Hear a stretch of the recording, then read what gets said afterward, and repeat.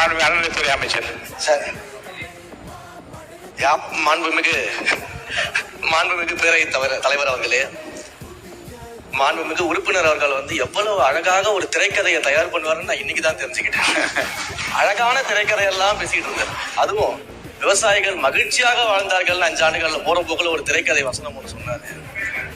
போன ஆட்சியெல்லாம் நீங்க பாத்தீங்கன்னா பல இடங்கள்ல விவசாயிகள் வந்து 309 கோடிக்கு வந்து நீங்க நெல் சேமிப்பு கிடங்குகள் அமைப்பீங்கன்னு சொன்னீங்களே, என்ன ஆச்சுன்னு பல இடங்கள்ல கேட்டுக்கிட்டு இருந்தாங்க. தஞ்சாவூர்லயே அன்னைக்கிட்டலாம் கேட்டிருப்பாங்கன்னு நினைக்கிறேன்.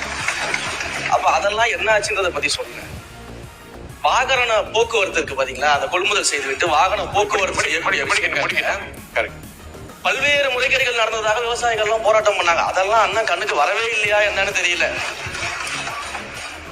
கரும்புக்கு வந்து ஒரு விலை நிர்ணயம் செய்துவிட்டு கரும்புக்கு ஒரு விலை நிர்ணயம் அரசாங்கம் செஞ்சா அந்த விலைக்கு கீழே இன்னொரு விலையை அதிகாரிகள் நிர்ணயம் செய்து கருது கொள்முதல் செய்ததாகலாம் அன்னைக்கு விவசாயிகள் போராடினாங்க, பிரச்சனை பண்ணாங்க. அதையும் அண்ணா மறந்துட்டாரு போல. இப்படி ஐயா விவசாயிகள் சொன்னதான் சொல்றேன், இப்படி எல்லாம் நடந்துகிட்டு இருந்துச்சு.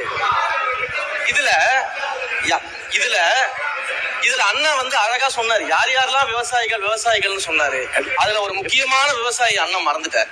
எல்லாரும் விவசாயிகள் அண்ணன் ஒவ்வொருத்தரை பத்தியும் சொல்லும் போது ஒரு முக்கியமான விவசாயியை மறந்துட்டாரு.